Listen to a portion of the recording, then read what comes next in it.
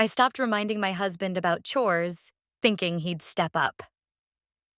Now I'm just left with moldy dishes and heartbreak. I'm sure you all have heard similar stories. My husband, despite multiple discussions over the past 2 years, never takes initiative in chores or anything in our lives. I'm constantly the one reminding him and asking him to do things, and when I don't, it doesn't get done. He told me he started hating me because of it about 6 months ago, so we both had an agreement that I will stop telling him what to do as long as he starts following up with his promises. I followed up on my end of the promise, and he didn't within a few days. We agreed that since I wake up first to work out, then make breakfast, he wakes up with our kid and takes her to daycare before work. After work, I pick up our kid and make dinner and manage the bedtime routine, and he cleans the kitchen while I do that. Every single day, I walk out after bedtime to the kitchen not being touched. It's so disappointing and hurtful. Usually, I get upset at him and tell him that I really want the kitchen cleaned every day, and he just brushes me off, saying he will do it the morning. 25% of the time he does. But since we had the agreement, I stopped. I just pretended to ignore the mess and would get ready for bed because by then I would have to get up in 7 hours. I let him be responsible for the mess because that's what we agreed on. 2 months later, and our kitchen was always a mess. Constantly, we would have molded food on the stove, next to the sink, crumbs everywhere on the floor. So I gave up and started cleaning whenever I had time. I learned to cook and clean at the same time. Stressful with a child, but I learned. Most of the time, there were a week worth of dishes and we have no dishwasher, so it took me a long time to catch up on washing the dishes. After bedtime, usually I'd be the only one cleaning. He would be laying in bed even though I wake up 2 hours before he does. He would literally yell at me about how I let the dishes get so stinky whenever he did wash the dishes, even though he agreed that he's responsible for cleaning after dinner. So I stopped relying on him and just started taking care of everything on my own. It's been 2 months of that mindset, and I find it harder to respect him now. He seems like a child to me, always complaining about everything and never puts effort, always too tired and grumpy. Today, I was very excited because my husband brought up the idea of a movie night date. He never brings up date ideas or plans them, so it made me so hopeful. He said he would rent a movie and after bedtime we would watch it. I made a fancier dinner and put our kid down. Kid took a little longer to go down, but I was fine with it because I figured he would clean today so we can have a movie night. I was wrong. He didn't even bother to close the lids on the pans on the stove. He just turned off the lights in the kitchen. It felt like my heart broke and I cleaned the kitchen myself again. He walked out, didn't say a word, and watched YouTube videos at the counter. Once I was done cleaning, we went to the bedroom and he just laid down and went to sleep. It hurts so much. I was so hopeful this time. He gets mad at me that I don't treat him like a man, but he never shows me he's reliable. I'm always hurt by his actions. Anyway, any advice on what I should do? Update 1. I'm sure you've all heard stories like mine. My husband, despite countless discussions over the past 2 years, never takes the initiative in chores or anything else in our lives. I'm always reminding him and asking him to do things, and when I don't, nothing gets done. 6 months ago, he told me he started hating me because of this, which led to an agreement. I would stop telling him what to do as long as he followed through on his promises. I kept my end of the bargain, and he didn't. Within days, we established that since I wake up first to work out and make breakfast, he would take our kid to daycare before work. After work, I would pick up our child, make dinner, and manage bedtime while he would clean the kitchen afterward. Every single day, I walked into the kitchen after bedtime, only to find it untouched. The disappointment cut deep. It felt like a stab to my heart each time. I would express my frustration, reminding him how important it was for me to have the kitchen clean, but he would brush me off, promising to do it in the morning, which he only followed through on about 25% of the time. Since we agreed that he would take responsibility for cleaning, I decided to stop reminding him, even though it hurt. As weeks turned into months, the kitchen became a disaster zone. Moldy food piled up on the stove, crumbs gathered on the floor, and dishes accumulated in the sink. I tried to ignore the mess, pretending it didn't bother me, but inside, I felt crushed. I learned to cook and clean simultaneously, but the stress was overwhelming, especially with a child. Most nights, I found myself alone in the kitchen after bedtime, scrubbing pots and pans while he lounged in bed, seemingly unfazed by my struggles. Then came the day I couldn't take it anymore. After a long day, I prepared an elaborate dinner in hopes of a pleasant evening together. After putting our child to bed, I walked into the kitchen, expecting at least a little tidying up. What greeted me was worse than ever. The pots were still sitting on the stove, lids left off, food drying into a sticky mess. It felt like my heart shattered into a million pieces. As I cleaned, he strolled in without a word, leaning against the counter, engrossed in YouTube videos. Once I finished scrubbing, I walked into the bedroom, hoping for some acknowledgement of my efforts. Instead, he was already lying down, eyes closed, and my heart sank. I had genuinely hoped for a movie night, a break from the tension, but all I got was more disappointment. He often complained that I didn't treat him like a man, but how could I respect someone who didn't show me any reliability? I was at my breaking point. I needed to figure out what to do. Should I confront him again, or was it time to step back entirely? The next morning, I woke up feeling different, almost resolute. I decided to take a step back from my usual routine. Instead of immediately diving into cleaning, I prepared myself a nice breakfast and sat down to enjoy it in peace. It felt liberating, but the mess still nagged at my mind. I thought about how I had been neglecting my own needs while constantly trying to meet his expectations. Later that day, while I was picking up our child from daycare, I ran into a neighbor. We chatted for a bit, and she mentioned her husband had started helping more around the house after she expressed her frustrations. The idea struck me. Maybe I needed to communicate differently, or maybe I needed to show him that I wasn't going to keep picking up after him. That evening, when he returned home, I greeted him with a smile and asked about his day. Instead of launching into my usual complaints, I focused on keeping the conversation light. I could see him relaxing, perhaps even enjoying the interaction. After dinner, I casually mentioned how nice it would be to have some help with the kitchen. He nodded, but I didn't press further. I wanted to see if he would step up without prompting. As the days passed, I continued this new approach. I would mention things I enjoyed about our life, reminding him of the fun times we had shared. I stopped discussing chores, instead opting to let him notice the mess on his own. I wanted him to understand the impact of his inaction, to feel the weight of it for himself. One night, after I had put our child to bed, I walked into the living room and found him staring blankly at the television. The kitchen was still a mess, but I decided not to comment. Instead, I sat down next to him and we watched a movie together. For the first time in weeks, I felt a sense of ease between us, even if it was temporary. After that night, I noticed subtle changes in his behavior. He began to make small efforts to help out, but I also sensed his hesitation.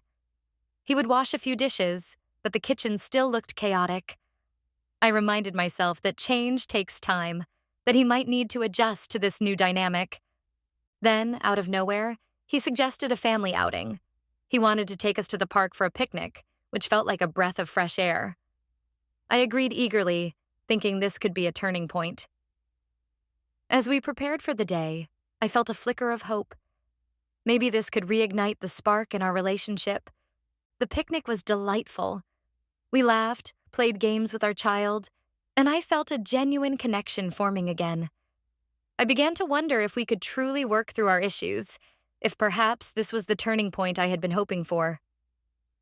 That night, as we lay in bed, I felt a warmth toward him that had been missing for so long.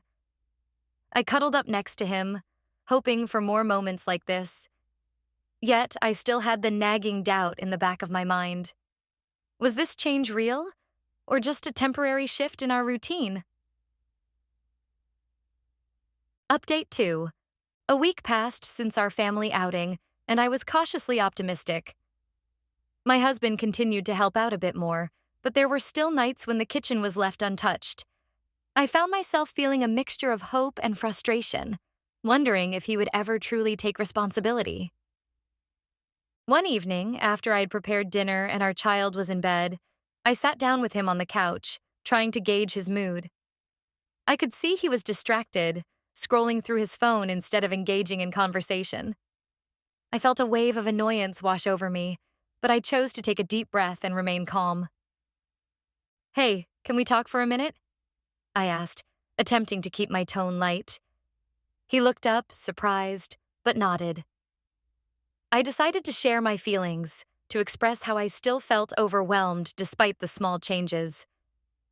"I appreciate the effort you've been putting in," I said, "but I still feel like I'm carrying the weight of our household. I need to see more from you. It's not just about cleaning, it's about partnership." He listened, but I could see a hint of defensiveness in his posture. "I thought we were making progress," he replied, frustration creeping into his voice. "I'm trying here." The conversation took a turn, and I felt the familiar tension rising. "I know you're trying, but it doesn't feel like enough. I want us to be a team, but it feels like I'm still doing it all." He sighed, running his hands through his hair, and I could see the gears turning in his mind. "Maybe I just need more time to adjust," he said, his tone softer now. "It's hard to change overnight." I nodded, understanding that change was indeed a process.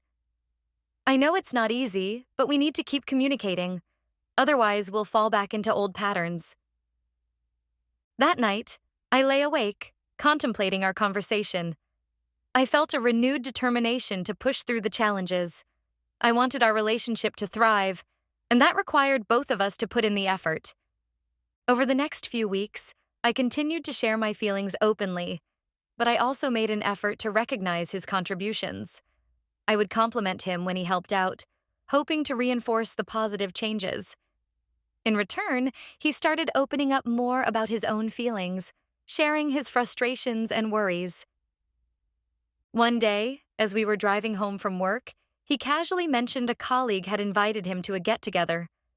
My heart raced with anxiety. Would this lead to another situation where he would seek attention elsewhere?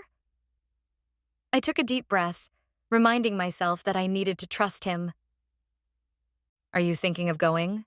I asked, trying to keep my tone neutral.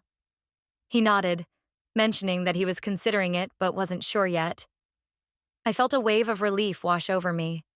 At least he was being honest. The day of the get-together arrived, and I found myself feeling increasingly anxious. I wanted him to enjoy his time with friends, but I couldn't shake the nagging doubts in the back of my mind. I had put so much effort into rebuilding our relationship, and the last thing I wanted was to lose the ground we had gained. That night, I stayed up waiting for him to come home. When he finally walked in, I could see the lightness in his demeanor. "It was fun," he said, smiling. "I'm glad I went." I felt a mix of emotions. Part of me was relieved, but another part of me wondered if this was a test. As we talked about his evening, I tried to focus on the positives, asking about the conversations he had, and gradually I felt my worries ease. Then he surprised me. "I didn't realize how much I missed just hanging out with friends," he said, his tone reflective. "It reminded me that I need to invest in my friendships, but also in our relationship." I smiled, feeling a flicker of hope. "I think that's important. It's good for both of us to have our own outlets." As the weeks went by, we found a new rhythm. He started taking more initiative, helping out around the house more consistently. I noticed that he began to check in with me more frequently, asking how my day was and genuinely listening to my responses. One evening, he came home with flowers, a simple but thoughtful gesture. "I just wanted to do something nice for you," he said, and I felt a warmth spread through me. I realized that the shift in our relationship was beginning to take root, and I wanted to nurture it. We started planning regular date nights again, not just as an escape, but as a way to reconnect. Each outing felt like a step forward, a reminder of why we fell in love in the first place. Then one day, as I was cleaning the kitchen after dinner, he surprised me by coming in to help. I figured I should do my part, he said with a smile. Together, we tackled the mess, and for the first time in a long while, I felt like we were a team. As we scrubbed and chatted, I realized how far we had come. It wasn't perfect, but we were making strides, moving toward a more balanced partnership. And in that moment, I felt a sense of gratitude for the journey we had undertaken together. Update 3. The months rolled on, and our relationship continued to evolve. We had settled into a rhythm, one that allowed us to communicate openly about our feelings and responsibilities. It wasn't always easy, but the effort we put in began to pay off. One evening, we sat down for our weekly check-in, a practice we had adopted during therapy. I loved these moments, where we could reflect on our progress and discuss any lingering issues.